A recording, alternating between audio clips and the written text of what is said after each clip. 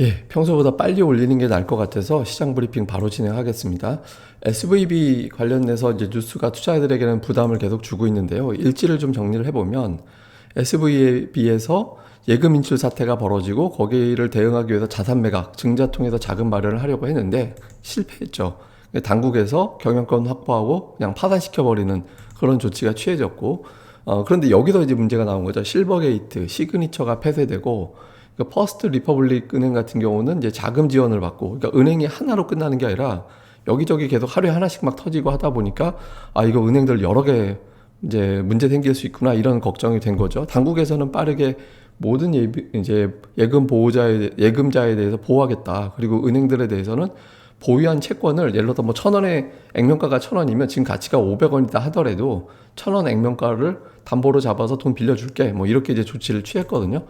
그러면서 이제 국채 금리가 급락하고 연내 금리 인하 확률까지 등장하긴 했는데 투자자들은 조치보다 은행이 또 터지는 거 아닌가? 그러면 은행들이 서로 돈을 안 빌려줄 수도 있겠고 그게 신용경색이 되는 거잖아요. 신용경색 되면 기업들이 파산하게 되는 거고 그러니까 이런 걱정을 하면서 이제 매도가 좀 많이 나오는 그런 상황이 만들어졌습니다. 그리고 금융시장이 정도껏 이제 하락하면 괜찮은데 너무 급격하잖아요.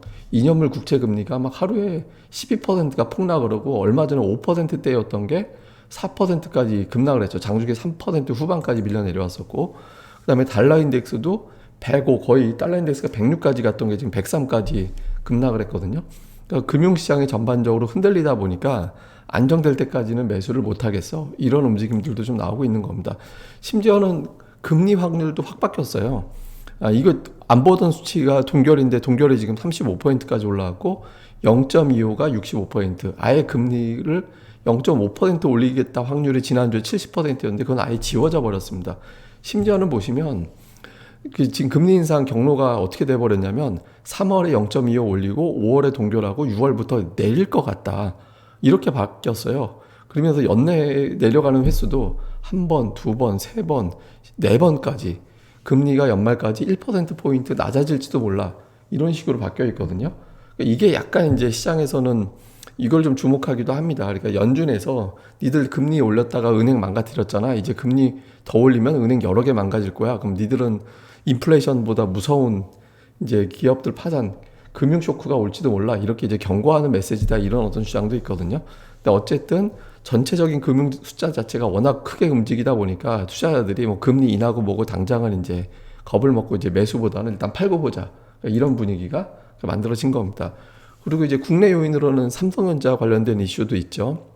증권사에서 올해 1분기 영업이익을 8천억, 지금까지는 1조 원대 후반 정도가 가장 낮게 잡은 거였는데 8천억까지 등장했거든요. 그리고 반도체 부분 영업 손실이 3조 7천억. 이러면 SK하이닉스는 저거보다 훨씬 더 클 거잖아요. 예, 이러면서 올해 연말까지 상반기까지는 어렵고 하반기까지 회복된다 하더라도 10조 원 영업이익이 예전에 삼성전자 한 분기에 거뒀던 게 10조 원이 넘었거든요. 그러니까 실적이 이렇게 더 나빠질 것 같다. 그러면 투자들은 삼성전자가 다 빠진 게 아니겠네. 그러니까 이렇게 또 해석을 하게 되죠. 그래서 이런 부분들이 이제 좀 시장을 또 추가적으로 압박을 하는 국내외적인 어떤 요인으로 작동을 했습니다. 그리고 수급이 오늘 대단합니다. 그러니까 외국인들이 제가 지금 이거 방송하고 있는 시간이 11시 조금 더 된 건데 코스피, 코스닥 대량 매도도 그렇고 선물도 이게 작년도 10월 5일에 17,300계약인가? 하여튼 17,000계약대 매도가 작년도 10월 5일에 나온 적이 있었거든요. 예, 그때 이후에 최대 매도가 나오고 있어요. 그리고 콜옵션 팔고 풋옵션 사고 그러니까 있는 힘껏 밑으로 때리는데 다만 여기에 약간 디테일이 하나 있습니다. 뭐냐면 선물을 보통 매도를 치면 반대 포지션을 금융투자가 치게 되고 그러면 금융투자가 현물에서 팔아야 되는데 오늘 이상하게도 금융투자 쪽에서 매도가 별로 안 나오고 있거든요. 그러니까 선물 매도 대비 지수는 되게 많이 빠진 건 맞지만 수급이 좀 덜 움직이고 있어서 이쯤 되면 이제 조금 외국인들이 선물 쪽에선 틀어줄 가능성도 있습니다. 그러니까 오후장에서는 이걸 어떻게 되는지는 좀 보셔야 될 것 같고 그리고 선물이 지금 과거에 보면 피크 대비 피크가 한 3만 계약 정도면 피크였고 일반적으로 한 2만 계약 정도에서 돌렸었거든요. 근데 지금 2만 계약을 넘어섰고 3만 계약에 근접하고 있어요. 그래서 선물도 지금 최대치로 다 때린 거 아닌가. 그래서 여기서는 조금 외국인들이 저렇게까지 투기적으로 할 이유가 있나? 그러니까 이제 부정적인 시나리오는 굉장히 안 좋은 그러니까 CPI 앞두고 저게 나온 거기 때문에 CPI까지 덮친 걸로 될 수도 있다. 이렇게 보는 시나리오일 수도 있는 거고, 반대로 있는 지금 찍어 눌러놓고 있는 상태에서 이제 돌릴 거다. 이렇게 다 존재하거든요. 이거 이제 오후장 돌아가는 상황 봐야겠죠. 자, 지수는 이제 굉장히 중요한 자리에 왔습니다. 그러니까 제가 계속 일관되게 말씀드리는 게 코스피 지수는 상단을 저는 2470 정도, 근데 그거보다 조금 더 올라가긴 했습니다. 근데 제가 이 방송에서 일관되게 말씀드린 게 2470 이상은 조금 버겁다. 그러면서 제가 하단으로 말씀드린 건 얼마였냐면 2350이었어요. 2350 정도였는데 오늘 그 근처 2359인가요? 하여튼 그 정도 왔다 갔다 됐었죠. 그러니까 지금 지수가 거의 그 단까지 왔는데 여기서 만약에 더 깨지고 빠르게 복원되는 게 아니라면 만약에 2350을 깬다라고 봤을 때, 그러니까 물론 제가 2470도 그거보다 더 올라가긴 했었으니까 뭐 완전히 디테일하게 이제 잘 잡은 건 아니었지만, 근데 여기서 만약에 그걸 깨고 내려가 버리면 아 이거는 우리가 생각하는 거 이상의 어떤 재료로 전개되는 거구나 이렇게 이제 생각할 수도 있거든요. 그래서 굉장히 중요한 자리입니다. 그러니까 121선보다 중요한 게 2450 정도 된다고 봐야 되거든요. 그래서 그 선에서 이제 지금 돌리느냐 못 돌리느냐, 이번 이제 하락으로 때리는 게 이것으로 마무리가 됐느냐, 외국인들이 여기서부터 선물을 돌리기 시작할 거냐, 이게 되게 중요한 기로점이다라고 봐야 될 거고요. 또 하나는 이제 코스닥이 어저께는 장중에 터치만 했었는데 오늘은 아예 그냥 과매도로 빠졌거든요. 근데 특이한 게 뭐냐면 그동안에는 ADR은 빠져도 지수는 괜찮았었어요.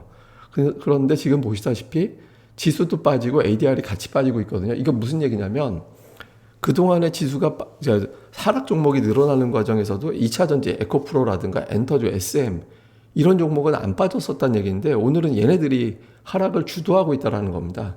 예, 그러니까 자금이 이탈을 하고 있다는 거죠. 그래서 이게 이제 역시 또 부정적으로 보면 거기서 나온 자금이 이제 완전히 이거마저 이탈했으니 이제는 장이 한 라운드로 완전히 끝난 거야. 예, 이렇게 볼 수도 있는 거고, 이제 여기서 이제 다른 쪽으로 자금이 다시 또 재진입하면서 시장을 끌어올리는 돈으로 또 작용할 수도 있거든요. 그러니까 그건 이래저래 코스피 기준으로 2350이 지지가 되는지 여부를 우리가 가늠을 해보면 될 것 같습니다. 사실 SVB 사태는 제가 어저께도 말씀드렸지만 파산으로 그건 종료가 된 거예요. 예, 종료가 된 건데 투자자들은 그렇게 생각을 안 하죠. 예, 이게 또 무슨 여파로 전개가 될지도 몰라 이렇게 생각을 막 하면서 거기서 이제 흔들게 되고, 또 시장의 방향성 없을 때는 파생시장을 이용하는 쪽에서는 최대한 주스를 극대화시켜서 흔드는 쪽으로 활용하기도 하거든요. 그러니까 지금은 조금 이제 재료가 좀 과대 해석되는 측면도 없지는 않습니다. 근데 다만 그건 해석이 그렇거나 말거나 어쨌든 시장 자체는 그렇게 움직이고 있기 때문에 그거를 받아들일 필요가 있죠. 그래서 2350이 지지되느냐 안 되느냐에 따라서 시장은 완전히 다른 양상으로 전개될 수 있기 때문에 이제 그 부분에서 어떻게 되는지, 그리고 CPI가 되게 중요해져서 현재 예상이 6%, 근원은 5.5, 다음에 전월 대비는 0.4% 이렇게 예상되고 있는데 좀 비슷하게 살짝 아래만 나와주게 되면 이제 금리 변수로 또 반전할 수 있는 계기가 될 수 있고, 반대로 뭐 예를 들어서 CPI가 6.3 이렇게 나와버리면 진짜 엎친 데 덮친 상황이 연출될 수도 있거든요. 그래서 CPI에 대한 주목도가 되게 높아졌다. 그러니까 이제 그 숫자에 따라서 여기서 급반등이 튀어나올 수도 있고 2300 아래로 내려갈 수도 있다. 이렇게 보면 되겠습니다. 근데 다만 이제 SVB 가지고는 너무 시장이 좀 과민하게, 지나치게 좀 과민하게 반응한 것 같아요. 그래서 지금 조금 이제 좀 이성적으로 좀 시장을 바라볼 필요도 있는 것 같습니다. 어쨌든 추가적인 내용은 제가 내용이 추가되는 대로 다시 한번 전달해 드리겠습니다. 예, 감사합니다. 그럼 다음에 뵙겠습니다. 아, 그리고 이제 이 방송은 제가 마감 방송을 오늘은 좀 늦게 다른 내용으로 해야 될 것 같아서 저녁에 뭐 실시간으로 하던가 다른 방식으로 전화해 드리도록 하겠습니다. 이 방송 구독하기, 좋아요도 꼭 부탁드립니다. 감사합니다.